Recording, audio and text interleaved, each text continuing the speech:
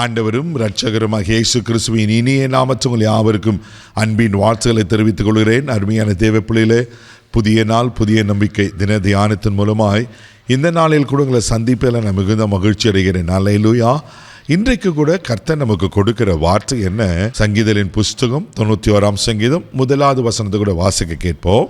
உன்னதமானவரின் மறைவில் இருக்கிறவன் சர்வ வல்லவருடைய நிழலில் தங்குவான். அல்லேலூயா. உன்னதமானவரின் மறைவில் இருக்கிறவன் சர்வ வல்லவரின் நிழலிலே தங்குவானா.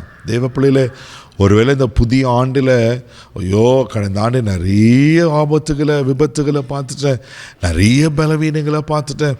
ஒருவேளை வீட்லேயும் பயங்கர பிரச்சனை போராட்டங்கள் அப்படி நீங்கள் கலங்கி கொண்டிருக்கலாம். பயப்படாதீங்க. இந்த புதிய ஆண்டுக்கு நமக்கு ஒரு மறைவு இருக்குது, நமக்கு ஒரு நிழல் இருக்குது. அல்லேலூயா. இந்த ஆண்டில் ஆண்டுடைய இந்த உன்னதமான செட்டைகளை மறைவுக்கு வந்துடுங்க தேவ பிள்ளைகளை. ஆமேன். அந்த மறைவில் இருக்கும்போது ஒரு சத்துரும் உங்கள் மேலே கை போட முடியாது, ஒரு மனுஷனும் உங்கள் மேலே கை போட முடியாது, ஒரு தீங்கும் உங்களை தொட முடியாது. நான் தேவ மனுஷனாக சொல்கிறேன்.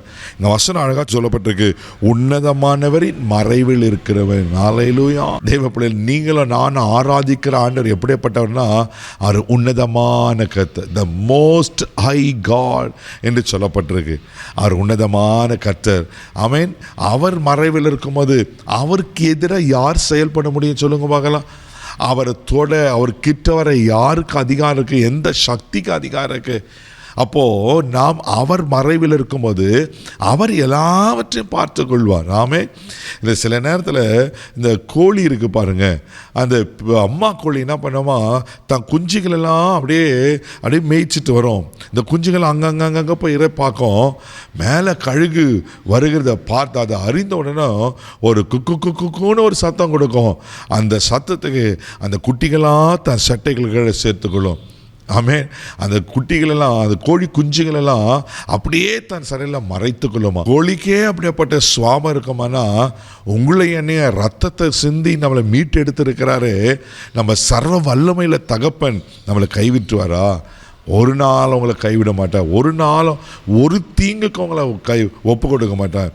இந்த வருஷம் நான் தெய்வ மனுஷனை சொல்கிறேன், நீங்கள் பயப்படாதீங்க, ஒரு தீங்கு உங்களை அணுகாது. ஆமென். அதே சங்கீதம் 91:10 வாசித்தீங்கன்னா, ஆகையால் பொல்லாப்பு உனக்கு நேரிடாது, வாதையும் கூடாரத்தை அணுகாது என்று சொல்லப்பட்டிருக்கு. ஒரு பொல்லாப்பும் வராது, ஒரு வாதையும் வராது.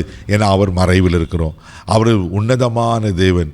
அது மாத்திரமில்லை, சங்கீதலின் புஸ்தகம் 47 சங்கீதம் 2 வசனத்தை கூட வாசிக்கும் போது சங்கீதக்காரன் இப்படியா சொல்லுகிறார், வாசிக்க கேட்போம்.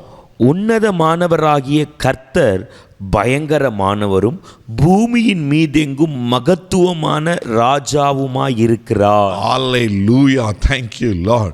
பாருங்க, உன்னதமான கர்த்தர் பயங்கரமானவரும் பூமி எங்கும் மகத்துவமான ராஜாவாக இருக்கிறார்.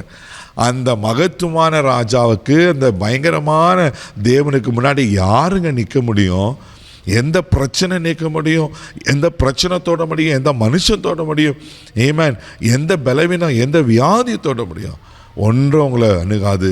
ஏன்னா நீங்களும் நானும் உன்னதமானுடைய மறைவில் இருக்கிறோம், சர்வ வல்லவருடைய நிழலில் இருக்கிறோம்.